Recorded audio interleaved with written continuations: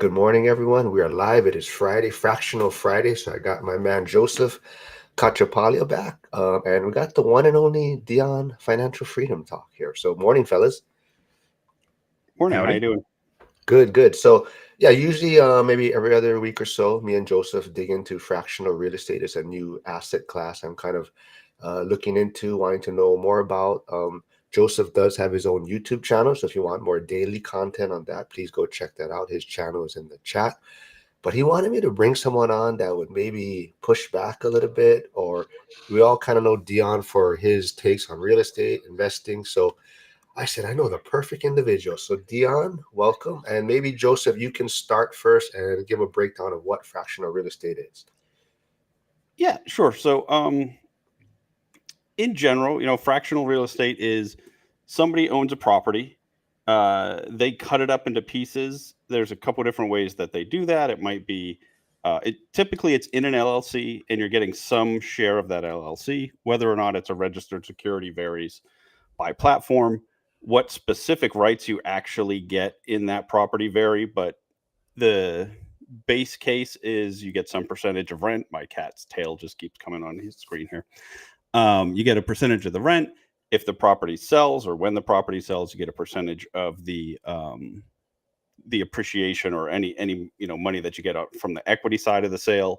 And then again, platform dependent, you may or may not get similar tax benefits to when you're investing in properties in real life.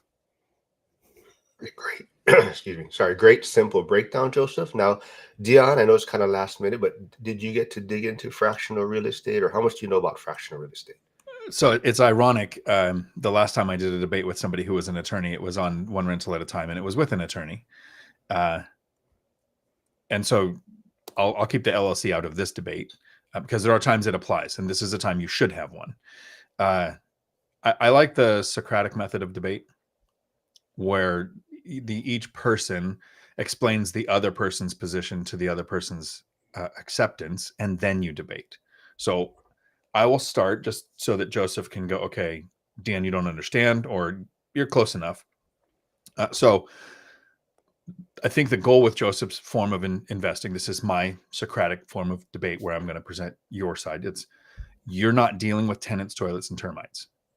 You've got a low barrier to entry, right? It can be a couple $100, could be even less, maybe. You're diversified because you're spread across multiple properties. It's a lot more passive because there's usually professional management, right? It's you're not involved in the day to day. It's long-term growth with compound interest, in dividends, building wealth over a long period of time, and it's a lot safer. Like it's a lot less work, a lot less responsibility, a lot more hands off. Would that be accurate? I think that's a fantastic summary. The only thing I would add is you have no debt in your personal name. Okay, so no debt. All right.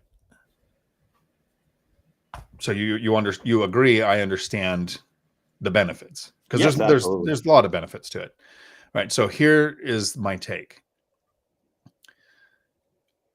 It depends on the investor because the investor has a few things. Now, like the catch-22 is the two things that are extremely negative to me. The first one is the low barrier to entry is a myth. The amount that you invest has a lot of times the biggest impact on your end as much as compound interest does.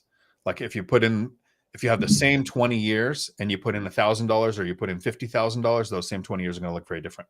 A lot of people always go, if you put in more, but later, it doesn't get you as much. But if you put them in at the same time, so the low barrier to entry, how many times are you going to house hack a fractional real estate investment? First question.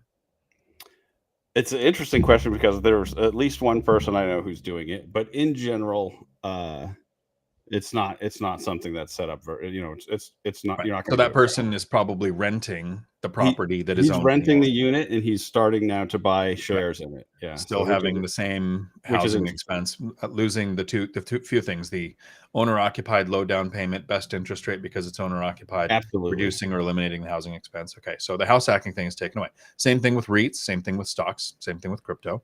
So that to me is the first huge negative. The second one that you were happy about, again, it comes down to the investor, right? This is right for you, would be wrong for me. No debt in your personal name. I wish I had millions more. The debt is what set me free. The debt is what made me a multimillionaire. Because here's what you lose. You have $100,000 to invest. I have $100,000 to invest.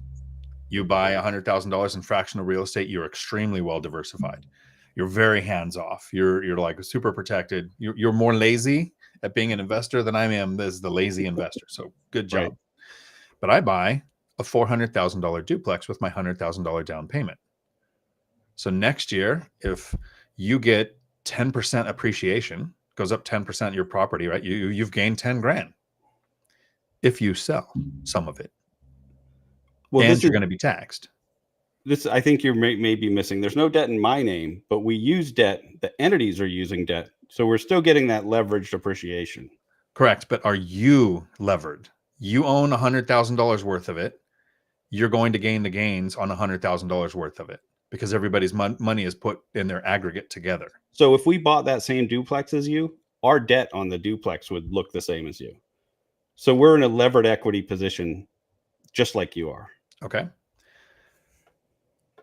On some of the fair platform. enough. Good. So I'm understanding. That's great. And feel free to clarify anything I don't understand well enough because it's not my asset class. So if I was talking to somebody about stocks or crypto, they'd do the same thing. Right. And there is some nuance because there are some platforms that will act the way that you're mentioning, but most of them, there's a DSCR loan that the entity's taken out to buy that property. So we're just putting my investment just represents the equity portion of the investment. Do you receive cash flow without having to sell any of your shares? Yes, on most of the platforms, yes. Okay. Who gets the depreciation? On my favorite platform, I do. On many of them, it is set up as a REIT, so no one really. Right. So you lose the levered depreciation. Yes, on many of the platforms you do. Okay.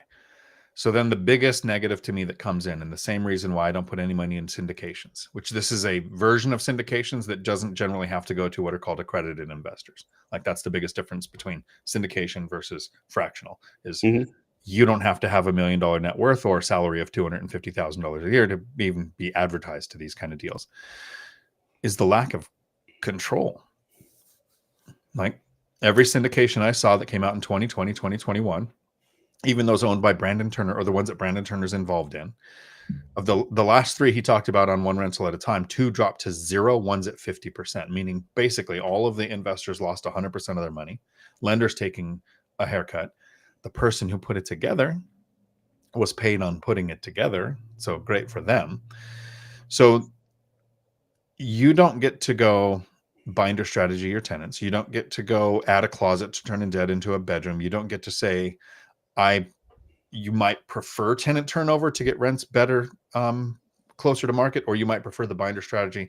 All of that's taken out of your hands. So I agree with the initial statement I said. It's far more passive, a lot less, professional, or a lot less a lot more professional management.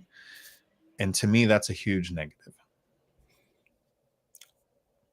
Yeah. So a couple of things.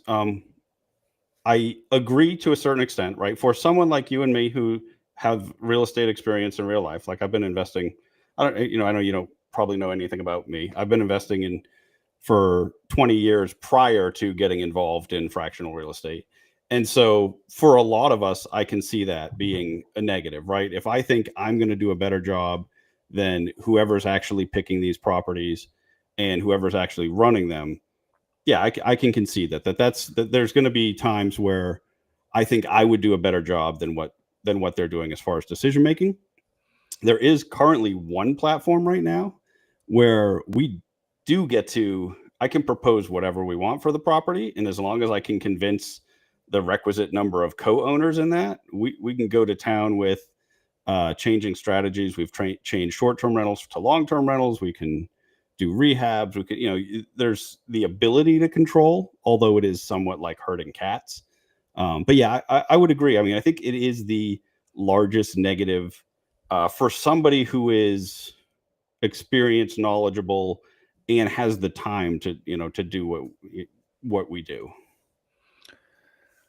So for me, it makes more sense to invest in fractional real estate, crypto stocks, or anything if you have a longer timeline than if you invest in real estate, because the control, the value add, the compounding sources of income being the cash flow, the I guess there's another negative that comes to mind too. Mark, how many properties do you own? Oh, it is 17. 17. How many partners do you have? None. Oh, well, for the one, I didn't count one. I have partners in The one, but one I with don't your really, family, right? yeah, From I don't really before. count. Yep. Yeah, I don't So, I really mean, the count. ones that you've bought as rentals. Okay. Yeah, yes, it's 17. And Joseph, of the real estate that you own that isn't fractional, do you have any partners?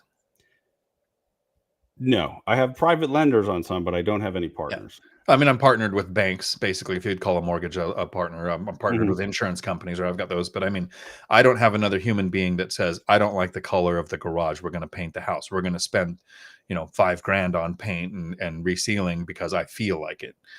That lack of control isn't just that you can't have input. It's that you have to put up with other humans. Have you met people? That's a Right, huge negative. right.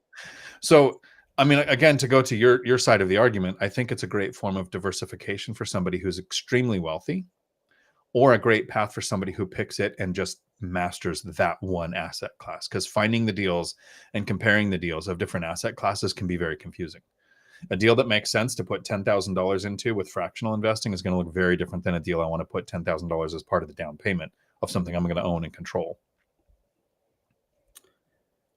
I was a little worried when I knew Mark was inviting you that we were going to agree on too much, because I've watched some of your content and I think that we have some very similar ideas, and I think that that's accurate, right? Like, for one thing that I think maybe another option is for people who, and this is why I really got into it. So my day job is I have a small agent team here in San Antonio. We only work with investors, and so over the last 6 or 7 years of doing this, I've probably talked to thousands of people who want to be a real estate investor, who talk about real estate investing all the time, and who are just never going to buy their first property. And this is a way that they can immediately become a real estate investor and start to see so I think that's one of the best use cases, is someone who's getting involved, starts to learn, and then can actually see how some of these more professional people are picking properties and doing things, and potentially take some of their returns and later, do what you're doing. Ironically, that's pretty much what I would say, is if somebody took a strategy like mine much later, right, once they've reached financial freedom, made work optional, and Michael Zuber from One Rental at the time took 1% of his net worth, put it into Bitcoin. Right. When Tesla went on sale, I took about 1% of my net worth, and dollar cost averaged $1,000 a day until I hit 1% of my net worth in Tesla because of the protests. And I figured they were temporary. And now it's up like 90%. So that's terrible in less than a year. But I'm not a stock investor. I reached financial freedom by mastering my one asset class. Once I'm not even there yet. I think once your net worth is over 5 million, maybe even 10, then it's time to diversify to protect your wealth. But anything that you do before then, if I took at any point in time $1,000, that's it, just $1,000 away from me saving for the down payment, or me saving for the reserves, or me saving for the cost to make rent ready, I would not have at least one of my properties. It would be costing me hundreds of thousands of dollars a year right now. And that thousand, let's say it tripled. Let's say it went up 10 times. I make 10 grand off that $1,000. The impact to me not having the down payment, the closing costs, or the reserves, or the make ready costs the day that I needed it to be making offers on that property would have so significantly negatively impacted my investing that the diversification too early in your strategy is a game stopper. It would have added a decade to me working. But once you've got the wealth, once work is maybe not retirement, you don't have that like 4 or 5x your cash flow needs, but once all your needs are met and you're not so close on people thinking, okay, I got to have reserves for the bank. Maybe I can use my retirement account as a reserves because I don't actually have the cash. When you're in that growth phase, I think chasing 5 rabbits will make you starve. And fractional crypto, high yield savings accounts, whatever it is, wherever you're putting your money, if it's not towards the strategy that you've chosen where you're all in on, you're going to cost yourself a lot. All right, Joseph, hold that thought real Okay. quick. I just want to say good morning to everyone real fast. And I want to, tuning in from Dion's channel, just in case they're still here, is, I may say it wrong, but Omid, you're asking about the school community. I did put a link there. So just use that link. Let me know when you've joined and we can figure out how to reimburse you the first month of school. Hyder doesn't want to correct you though. He says, Dion, he says, where was it? He says Bitcoin. Correction, Dion. Bitcoin is digital real estate on a digital ledger. So, Joseph, if I came on here and I just said, oh, fractional sucks, I would never do it. Do you care? Not at all. No, because it doesn't impact you, right? Here's where Ryan has a heart attack and actually palpitations happen and his blood pressure goes up because I saw how much he has invested in Bitcoin. It's very impressive and he's doing amazing. Real estate has value because people want to put businesses in places. People want to live places. There is only so many places you can build. The permit process is very long. Adding new real estate is a challenge. Sometimes you're making a 2-year plan to put new houses on a street. Crypto has value because people think it has value. It's like a fiat currency. So if I say anything negative crypto or even neutral crypto, it's a physical attack on Ryan's net worth. So the defense has to come out. I haven't even looked, there probably aren't very many comments going, oh, Dion, you're wrong. Fractional is amazing. You have to do it. Because if I don't, then they might lose money. If someone on YouTube says, oh, Bitcoin's a scam, even in quotes, that community goes crazy because you could cost them $100,000 just by having an opinion. So, I'm not sure if you know this, a lot of the fractional platforms are actually built on blockchain technology. And so my channel happens to have a ton of crypto people who have moved into real estate through fractional real estate. So I 100% understand what you're saying. It is certainly a personal attack on them whenever you talk bad about whatever their preferred crypto is. So I've definitely seen that quite a bit. And I'm not, I own some now, not a ton. And I learned more about blockchain from investing in fractional real estate than I ever would have known otherwise. But yeah, it's a very interesting point because it's something that is only going to have value if other people want it versus being a necessity that people need. And then that's where the value comes from. So I think there's a lot of synergy there. I think when more and more real estate is transacted with some type of crypto, whether it's Bitcoin or another, there will be more crypto people on channels like mine. But right now, since buying a Bitcoin is basically fractional investing, like not everybody goes out and drops 116 or whatever it is, $1,000 to buy a coin. They go and they put $50 on their Venmo and they transfer it over, and the dollar cost average $50 a week or whatever to buy some more crypto. And that's really close to how you can invest. You can just set it up. Hey, I'm gonna put this towards that fractional investing. So you do have a lower barrier to entry than like the down payments. Yeah, I can see it. And one of the things too, when we talk about the low barrier to entry, I wanted to add this. It is, from a dollar perspective, it's a lower barrier to entry, but also from a getting off my couch perspective. Now, I have bought real estate in whole assets without ever, without having to go see them as well. But it's a lot more nerve wracking, right? To go buy another home in another market. I know Mark's done this also, where, maybe you haven't ever seen that home. Maybe you're just trusting other professionals.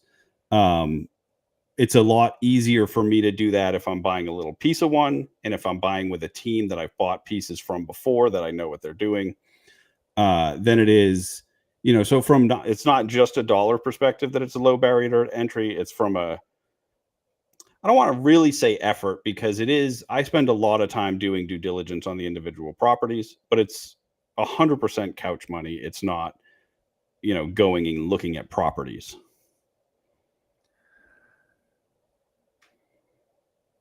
Can you explain your portfolio like chronologically, just in real estate before you got into fractional? Sure. I bought my first duplex. And one thing, I'm a lot different from a lot of the people on here. I really don't like to disclose everything that I own. So I'm going to talk really just Fair enough. generalities. But I bought my first duplex in 2005. It was a house hack. It was while I was going to graduate school for real estate. I had a roommate, and it was, interest rates were 6.5% at the time. And with my roommate, I basically covered utilities and I lived for free. I bought my next property probably a year and a half later, which was just a single family home. Uh, in between, I got married, so house hacking sort of fell off the table. Although we have several times bought properties, lived there for a year or two, moved out, and turned it into a rental. So she's okay with us moving, just not really into the house hacking idea. Bought my next big thing, there was like 10 unit property that I bought with some partners. That was after, duplex, single family home, 10 units. And then, I've had a number of different things that I've done since then. I have a chronic disease. And so I spent 3 years not working at all. This is why when I stopped being an attorney, liquidated a decent amount of my portfolio at that time. But really realized I got very worried about my wife trying to deal with our portfolio if I passed away. Now, I was misdiagnosed, and I'm not worried about that anymore, but it is, I'm limited physically. So what I started doing is selling properties and then holding notes. So now virtually everything I own is a private mortgage versus actual equity in properties. And I started doing that 4 or 5 years ago. And where I would just buy properties all cash, sell them with financing. This was a really nice, also pretty similarly passive thing. And it's something where I feel like I can hand this over to my wife and be like, okay, collect payments. If you don't get a payment, then you at least don't have any associated expenses, right? And so you're never going to lose your private mortgage. That you might have to, it might take her longer to collect on it than it should, or to go through the foreclosure process, but it's not as if she's got properties with debt on them that she'd have to deal with tenants or anything like that. So that was sort of my transition. And then about a little over a year ago, I found out about fractional real estate, and I was like, oh, well, I really miss the tax benefits of owning properties versus, the debt that I own. It's all income, right? You get, and I still run my agent business. So I'd prefer to have the equity position to get the write-offs. And so fractional real estate for me made a ton of sense. And it is, it's something, again, it is completely I spend a lot of time picking deals, but from that point forward, it's passive on most of the platforms. And so if she had to take that over, there's no problem whatsoever. Well, I appreciate you making my point perfectly. So Grant Cardone says, if it doesn't have, it was 16 now, it's like, if it doesn't have 32 units, don't even talk to me. Mm-hmm. How did Grant Cardone get started? Single family home. Single family house. Meet Kevin. Invest with House Hack, his company. Send all the money to him. Let him be the thing. How did he get started? A 203k loan, right? Like, once you have wealth and you have levers to pull, going into notes, brilliant move, right? And people are often concerned about the tax benefits of real estate, and this is what they want. And I totally get why you kind of went back to it. I did a video with Mark probably 2 years ago now on how I really look forward to paying taxes. I can't wait. That means I made such a metric F ton of money. The government got their share finally. So if you're starting out and you make a little cash flow from your first duplex and it ends up being tax free, or living for free, versus you get money from notes or from fractional, if it's on the platform where you don't get the depreciation, you're going to pay taxes. That sucks in the beginning. Once you had that platform of your portfolio of several rentals and kind of financial freedom, financial stability, even with health concerns and changing jobs and all of that, and concern of your spouse taking it over, you had levers to pull. And when you are pulling levers later in life, sure, all kinds of opportunities open that I wouldn't start with. I wouldn't start with the Burr method. I was financially free, completely retired, and I was like, yeah, I'll go try a burr. Wow, I hate this. I'm never doing it again. If I'd started with that, I wouldn't own a rental today. If it was my first deal, I wouldn't. Even if it made me $300,000 in, like it did in about a year and a half, I wouldn't have done it again. But having done it in retirement, I'm like, yeah, that sucked, but who cares? I still don't have to go to work. So I think I understand your point as far as like, okay, you wouldn't have, for you, if you had started with fractional, you wouldn't have the portfolio that you have today. I think there's of everybody who wants to and thinks about and watches channels like this and wants to become a real estate investor, only a very small fraction of those people are going to take the right actions and become you. I think the vast majority of the rest of those people could improve their life by starting with fractional real estate, and then maybe improve their chances of going from that 90% to the 10% who's actually doing it. Yeah, I think there are, and actually most of the people that I talk to, if I think they can house hack, I'm going to help them with that. If they're in my market and if they're somewhere else, I'm a huge fan of house hacking. If they have a ton of capital, they have a down payment and they're in whatever market they're in, it works. I'm all for that as well. But I think that there's just this huge group of people who are just kind of wannabe investors who are interested in the space.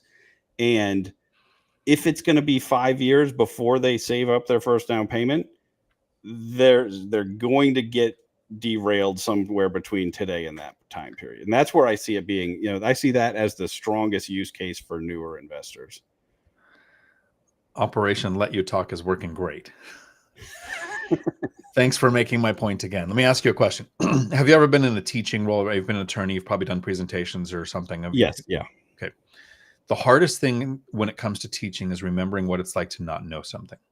That's what most people, they fail as a teacher. They don't understand why somebody can't teach a kid how to tie their shoes when they're so young that it's a real challenge. Not like when they should be at the age they should. I mean, when they're super young and teach them how to tie your shoes. I'll watch parents fail. I've seen parents fail at teaching kids how to tie their shoes, just getting frustrated, not understanding what it's like to not know something. You said not everybody's going to make the right choices, right? Yeah. Tell me 3 things that are right choices about buying real estate. If you're going to buy a deal, what are 3 things you look for? When I say not I mean actually like buy the first deal. Correct. Right? Like taking that action. Like right. So my point is, you've bought several properties, you owned a duplex, you had rentals, you shifted into fractional. Right. So you can look at a fractional purchase and you can understand their cash flow. You can understand the market that it's in.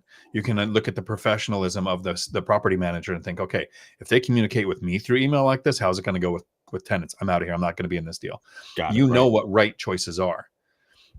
That person that starts putting $50 or $100 a month into fractional investing in bad deals is going to go, wow, real estate sucks. They're not going to have that springboard of knowledge that you had, having owned rentals, being able to look at a deal. Kind of like when I first looked at syndications around 2020, when they started becoming a real big thing. I had enough experience to look at them and go, they're projecting rents are going to continue to go up 10% a year like they did last year. That's stupid. Like, why would somebody put their money in this deal? And then they went up a bunch and then they haven't gone up since for 3 years. And now the interest rates tripled. So a lot of them are falling on their face. I could recognize that. That new investor is not going to do that. You have the knowledge. You can look at a deal and it's like subconscious. You almost have synesthesia with the numbers on the thing. You can see them in different colors. Those are red, even though they're not. And you go, yep, that's going to lose money. That new investor is not going to have that. And I think owning a rental property, learning what it's like to screen tenants, find a lease, how long an eviction takes, all of those things, while they do suck, and it does make the first 5 years suck, is the base that people need. And there's a bunch of information on YouTube University. The people who go, I'm going to spend $12,000 for a weekend retreat at some guru's house, would be better off taking the $12,000 and throwing it at a bad deal and losing it. They would learn more owning one rental. Completely agree with that. I did want to just coming from you, Dion's channel, Pinhead says, I wonder what the returns on fractional would be over 10 years. Is it comparable? What is the premium on your time, effort, and experience when investing? But a Pinhead, I also want to let you know Joseph does have a YouTube channel. He has more daily content on fractional real estate. So go check that out. I put that link in Dion's stream. So go subscribe there. But do you have any maybe quick way to reference that, Joseph? Pinhead's question? So I can't tell you what they'll be over 10 years. I'll tell you what I've gotten on. There's really 3 platforms that I've spent a lot of time on, and then there's 3 others that I've dabbled with, and then a whole bunch that I've decided not to. So on Mogul, that's my absolute favorite platform, I'm averaging 10% cash on cash return.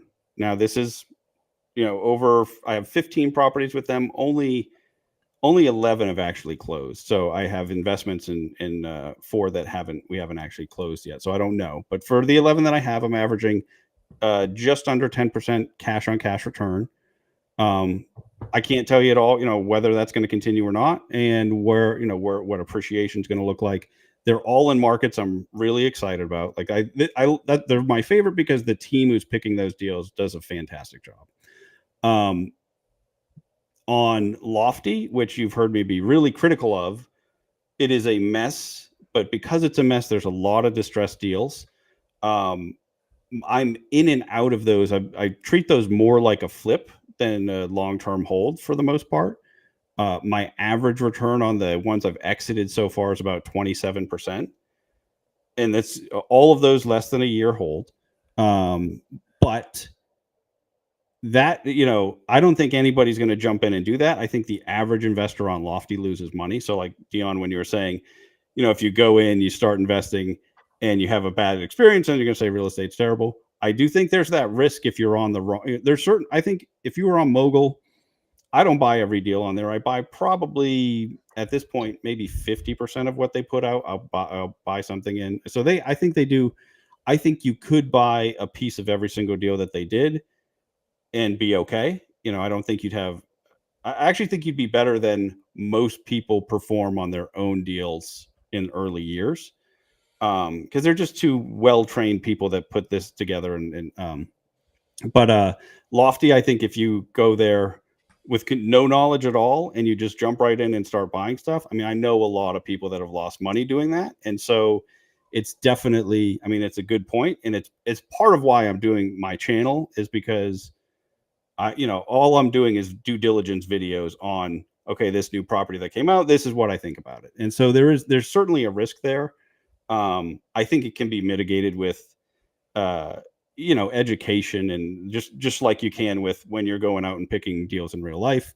The difference is the stakes are just much lower, right? It can, or at least they can be. You can, as much as I talk about fractional real estate across the 6 platforms I'm on, I only have around $100,000 invested. It's not some huge portion of my investments, but because it's I'm a year in. I'm trying to learn and experiment, but it is one of the things that really I think it is the future. I think there will be a lot more going forward, and a lot of people who would never have actually bought their first property will become real estate investors, at least to a certain extent. But I don't know. One of the things that's strange to me is there's so few people in our space actually talking about it. If you search fractional real estate investing and you scroll through YouTube, I'm like half the videos. And I think that part of it is because a lot of people in this industry have a vested interest in it not really working. Because, for example, every single real estate out there doesn't want to see somebody go buy a piece of a deal on a website versus buying a deal from them. Well, I would counter that with, as an investor, I hope it takes off. Right. So if the barrier right now to buying one of my duplexes is somebody that wants to buy it as an investment needs to save up $150,000 for a 20% down payment, that's a big challenge. But if a bunch of people can put their money together and put down a $500,000 down payment at 20%, the values go up. So I can see lowering the barrier to entry always increases price. Right. You go lower interest rate, what happens? Higher price. You go owner occupied, low down payment, or first time home buyer program. What happens? Price goes up. So it's always in the, not always, but it's most often in the investor's best interest to increase the door size that people can fit through to buy these things. So I could see wanting it to go more mainstream. Kind of like one of the reasons, and I'm going to just attack Ryan because he's there. Bitcoin has so much value is you don't have to buy one coin at a time. Mm-hmm. You don't have to be the only owner of that coin. You just buy a fraction of it. And so the value goes up because more people can buy fractions. But Lead Pray Hodl is talking about REITs, which don't get the levered appreciation, levered depreciation, all of the benefits that some of the platforms will give, Joseph. The other thing, Mark, were you going to say something? No, go ahead. You can answer the question first. Just the other thing about REITs is, so I started my career in real estate working for two different public REITs, one in the acquisitions department, the other in asset management. And if you're investing in a REIT, you're getting a piece of every deal that they buy. You're not getting to pick and choose. And I will tell you, as someone who worked on the acquisition side on a REIT, sometimes we just have pressure to buy something, right? Like they have capital and you've got to buy it. And I was involved in a deal that as a brand new person, I was like, why are we buying this? This is the worst deal. Like it would seem terrible. And they said, that's going to look really good on our annual report. They bought it for a picture. And it was a deal that nobody thought was really going to make money. And they played, and so I really dislike REITs for my personal experience working for them, just seeing like how much the people making the decision to buy those properties have very little vested interest in those properties doing well over time. Make sure that everyone knows you guys didn't say that. I said that. So when Aximus lost his respect for me, who effing cares? Bitcoin, not crypto, but Bitcoin is the highest performing asset of the last decade. I say that often. So you can have the lack of respect for me that you want. Get up and go to work. It's time for you to go to work. I don't have to, which was going to be my follow-up question for Joseph. If you started investing in 2005 and you've owned rentals that long, and now you're trying different things, you've looked at REITs, you've looked at, this fractional and everything. Why the day job? Why not riding off into the sunset and all of that? So my day job is at the most I work, like if I put in 15 hours in a week, that's a ton of hours. Like I am able to, I haven't gone and looked at a property in real life in maybe 2.5 years for my day job. I have a team. I set up a team. So it's for owning a business, it's very much as close to I answer the phone when one of my team members has a problem. I come up with new ideas as the markets shift. But it is like, I get paid way too much for the actual effort that I put in. No, I love it. That's the perfect answer. Like you don't quit something like that. If it's that easy, if you still enjoy it. In which I really enjoy, because we only work with investors. I never get or have far fewer of those like emotional, like breakdown type transactions where people are, there's some investing or emotions in investing, but it's much different. But I've gotten to help so many people start the real estate investing journey, which is like, that's the part that I enjoy the most at this point. That's why I'm on here. That's the best part, meeting with people who are just starting. And thanks, Aximus, for making my point. I say something neutral on Bitcoin, you feel physically attacked because your asset class has no value if people don't want it. If I came on here and I promoted it, I made you money. Like, I get it. That's how your asset class works. Dion, I do have a question for you though. So like your members only, you guys evaluate deals roughly weekly, right? Would you Twice ever twice a month? Okay. Would you ever consider using like a fractional real estate platform to evaluate deals and run numbers? Only if Joseph was there with us to do it. Because that'd be like saying, hey, Dion, can you evaluate this stock? I'm not a stock guy. Yes, Aximus, I talk bad about stocks too. And none of them are wrong, right? I say this often, there is no one right way. There's a one right way for you. For me, it was making work optional with real estate and not even wanting to own the real estate. Like, I don't want a bigger portfolio. I don't want the portfolio the size I want. I might even downsize eventually. I wanted time freedom so I can travel and scuba dive and not worry about what people think. Because if Aximus's opinion of me got really low, when this is over, I'm going to check my bank account and see if that made an impact. Because that's how I look at the world now. I hope that Aximus is investing like Ryan is in Bitcoin because it is performing really well. And I would hope that they make a crap ton of money. Like, I don't care what asset class you pick. I'm the person that says increase active income, decrease expenses, work on credit score, talk to lenders, whether it's to, your lending platform is you're putting your money into this deal that's going to fractionally and use leverage and everything, minus to buy mine. Educate yourself on your asset class and then actually take action. I don't care what the asset class is.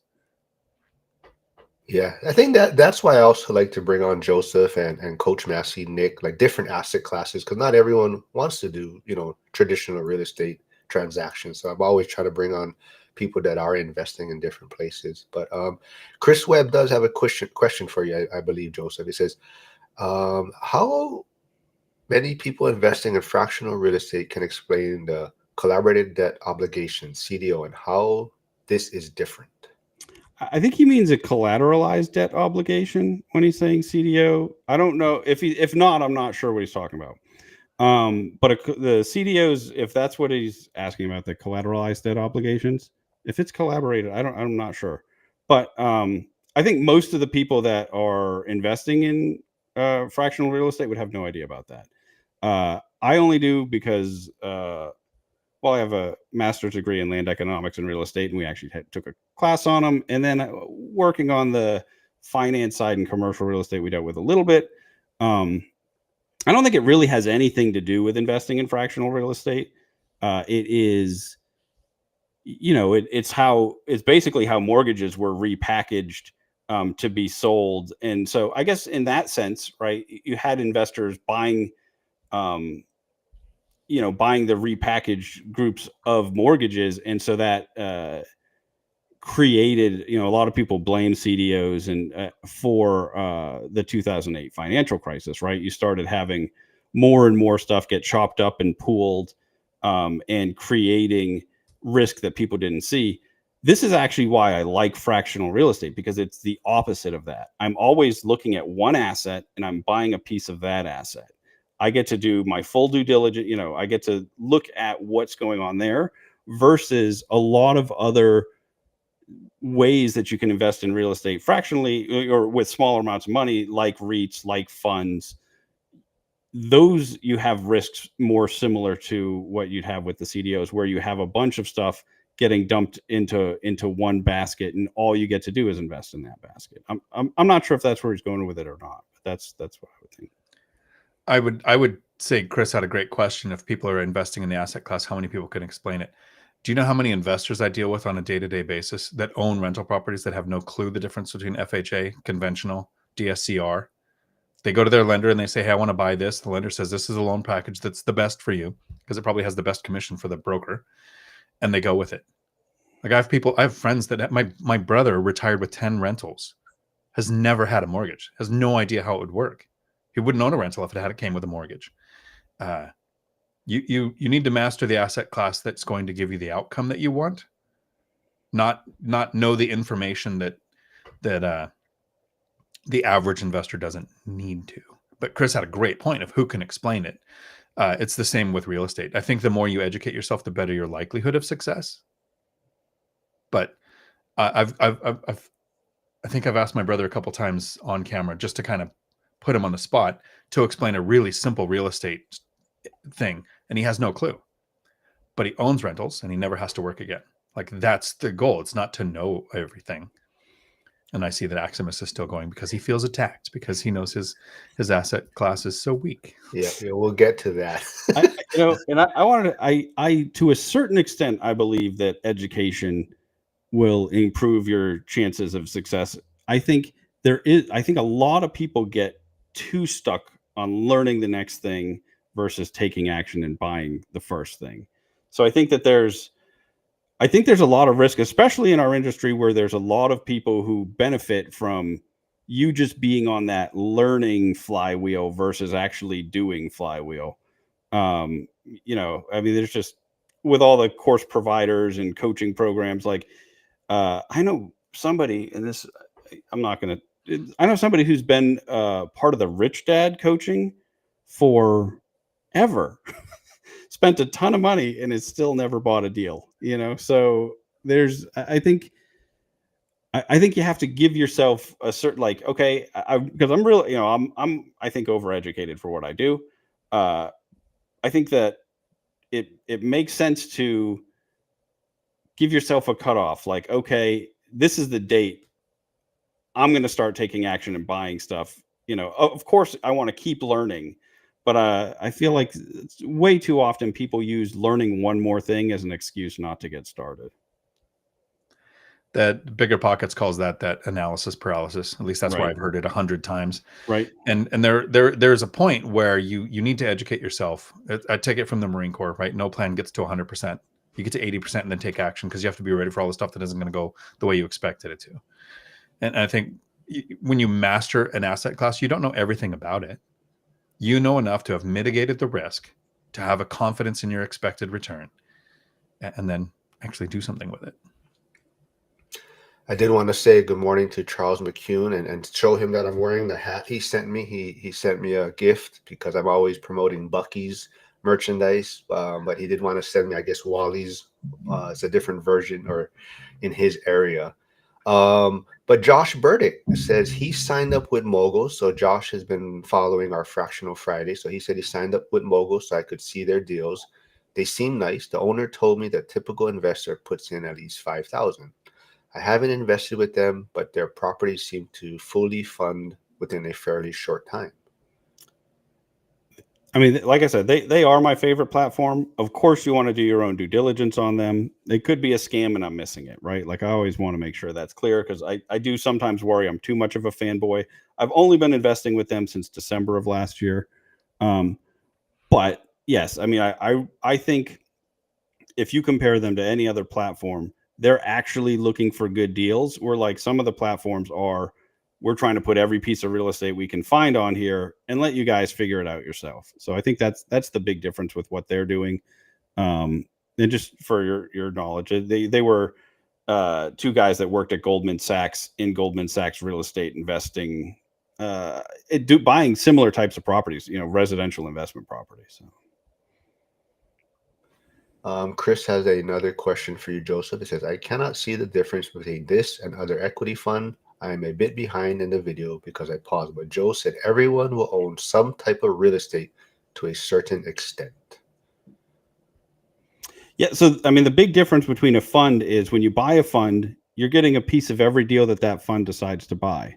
When you buy fractional real estate, you get to pick one property. And so I'm on Mogul. I'm in the Mogul club. I see every deal they put out, but I'm only buying about, a piece of one out of every other property that they put out. They put out a lot that I think they're probably going to do fine, but they don't fit my particular risk preference well. They don't fit my view of where the world is going with certain things, because they do.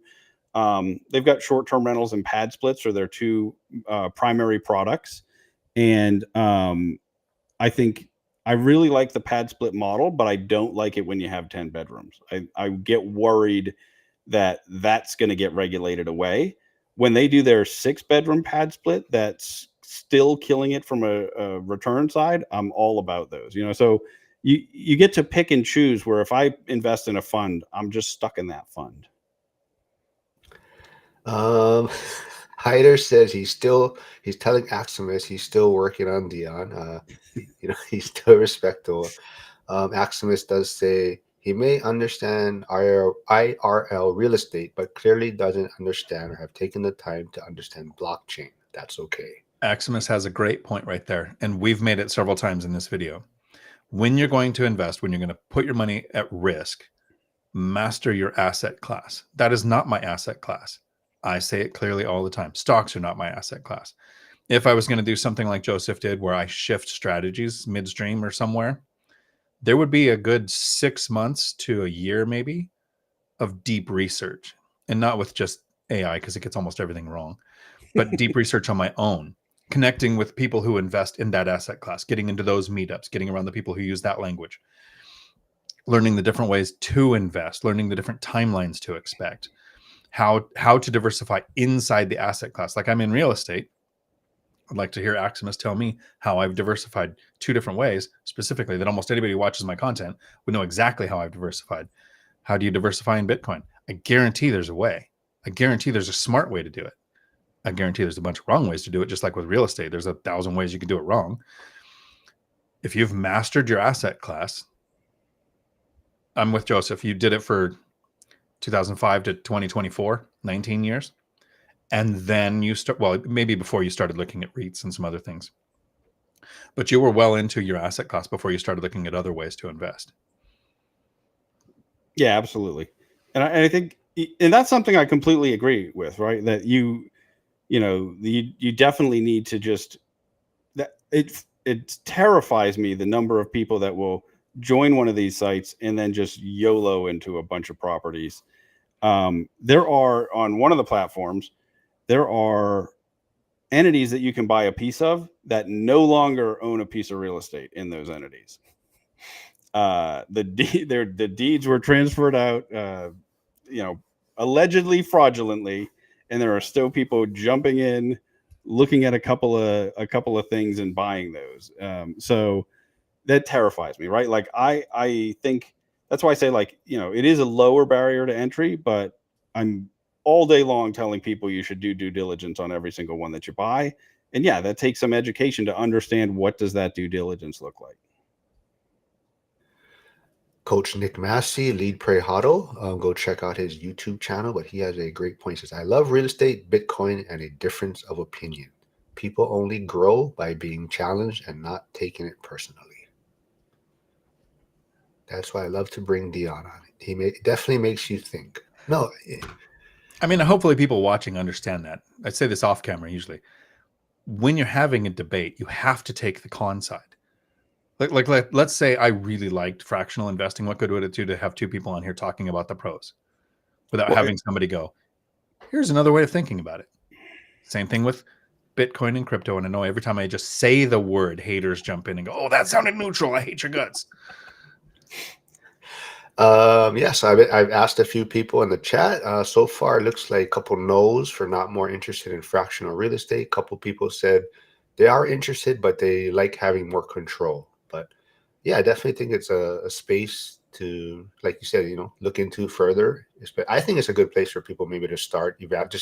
They can run numbers because they can see numbers that people are putting out there to make it, hey, you should buy this based on the numbers they're presenting. And you can kind of use your own numbers and say, hey, this is a good deal, a bad deal, or whatnot. Anything else you guys want to dig into this before I kind of bring up maybe a final question for Dion on one of his more recent Three Amigo videos, or anything else on fractional real estate? I just want to touch on what you just said. I think, I think it is one way too, if you are thinking about entering new markets in real estate, like, you like to invest in remotely, on some of the platforms where you get to be like a lot more active, deal with the property managers directly, some of them even, some interaction with the tenants. I think that would be a great way to learn new markets before you jump into them. Because I know that's another way that a lot of people have gotten in trouble, just jumping into a market that, without, it's just, you can use it as a due diligence tool and a relatively cheap one, but also making a little bit of money along the way. Any final words on fractional real estate, Dion? No, just the one last one to piss off Aximus. AI is connected with quantum computing is stripping blockchain of its security. Like, it's instantly hacked. So feel secure in that for now, but give it another year. Let's see how that goes. Oh, it'll never happen. And AI will never code for you either, except it's doing it better than 99% of the coders now. But Hyder does say, to Dion's credit, he separated Bitcoin and crypto when talking about them. So that's one of Hyder's things. Okay, maybe one last question on this. So Bill, all fired up, is asking, is there any risk of tenant coming back at you if you're a part owner, Joseph? I think there's always risk. I mean, the entities are owned in an LLC, or the properties are owned in an LLC. There's typically a third-party management company involved that's professional. and and they're if they're doing it well on the platform, they also are very overinsured from the perspective of the way I look at insurance. And so, there's a lot of protection from it. I would never say that it's impossible that it would happen, especially on some of the platforms like a Lofty, where you have a little bit more active role in the management. I could imagine it happening, but in general, there's a lot of protections in place to keep that from happening. All right. I know most people tuning in from my channel probably subscribe to Joseph's already. So on Dion's channel, I have put Joseph's YouTube channel. So go please subscribe. He does more daily content on fractional real estate. So if you want to know more about that. But if we want to wrap things up, I do, Dion and the three amigos have done their most recent video was about being a nice man or a good man. And I think a lot of people, I don't know if confused is the right word. But some people have messaged me kind of like trying to break down that video. So maybe in short, could you kind of break it down or explain it a little bit better, maybe, Dion? I think Zuber was being a little introspective and trying to figure out the way he looks at life based on something he saw from a motivational speaker, Matthew McConaughey. And I'm not sure exactly where he was going with it. I think I don't want to put words in his mouth, but there are a lot of nice people who won't help you at all, who won't do anything for you, who will be so passive, such a wet noodle, that they're not a positive impact on anybody that they interact with. Their goal is to not be a negative impact. But a good person will tell you the hard things, will do the hard things. And I think he's trying to make sure that he is a good man and not just a nice person. And I said it in the video, nice people tend to have more friends, but they're super shallow. They're not real friendships. The good man has pushed away all of the people that have thin skin, but the people that are left is a tight circle of actual friends who are there for each other. I'm not sure where Zuber was going with it. I have a very different view towards life than nice or good. I think I don't know how to say it without just completely pissing off the wrong people. I don't have respect for anybody who's not capable of extreme violence. If I see a guy wearing sandals, I've instantly, all respect's gone for him, no matter what his monetary level is in life. I know you live in Hawaii, so it's a different thing there. You're on the beach. That's I not was what I'm just talking gonna about. I'm like say. in everywhere else except for the beach, maybe. But the person who's not thinking of having massive amounts of aggression that is controlled, that to me makes you a good person. If you're not that, you're just a weak person. And I have no use for weak people. And so I didn't say that in that video. That was Zuber's video. He was talking about his thing. I have a different outlook on life, but that's me. Interesting perspective. Joseph, I don't know if I'm not sure if you saw that video. Any thoughts on nice man and versus good man? Yeah, I didn't actually see that. But I think that like just in general, that distinction, I'm probably a lot of people think I'm not very nice. Like when I especially uh one of my agents, for the first year she worked with me, she always just accused me of trying to kill her hopes and dreams. She is now my best performing agent and makes way more than she ever did, before coming to my team.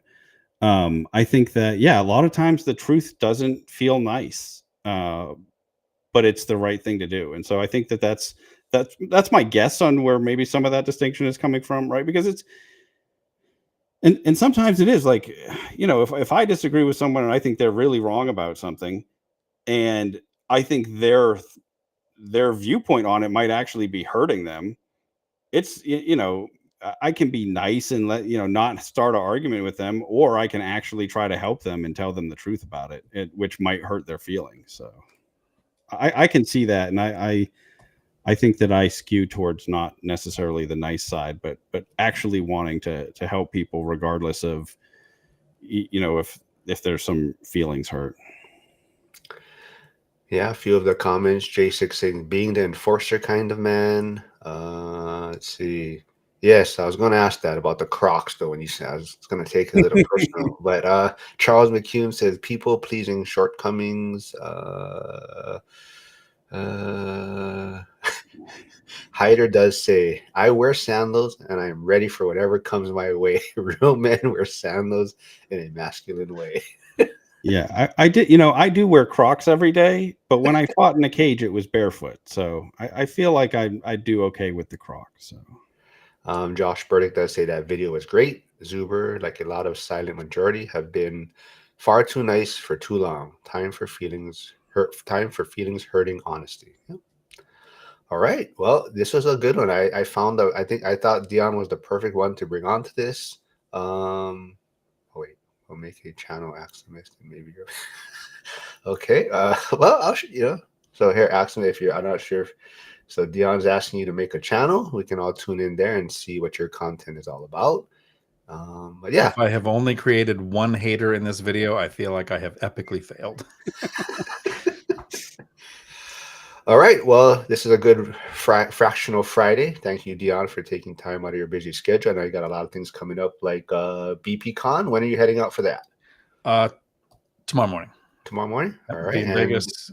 Aximus, I will be in Vegas presenting at Caesar's Palace. Hope to see you there. and LobbyCon takes effect when? When are you guys? We're probably Saturday evening, all day Sunday, all day. Well, not all day Monday. I'm presenting almost all day Monday, and then Tuesday before 3 p.m. So LobbyCon will be happening almost every day. All right. And is your live stream going to be the same time on Tuesday, It'll or? probably be late because I'm on stage keynote presenter at Bigger Pockets. I think at like 3:30 on Tuesday. I won't be done by 4 when I normally go live. All right, everyone. Thanks for tuning in. Joseph, thanks for doing this. And everyone, have a great start to your weekend. thanks a lot.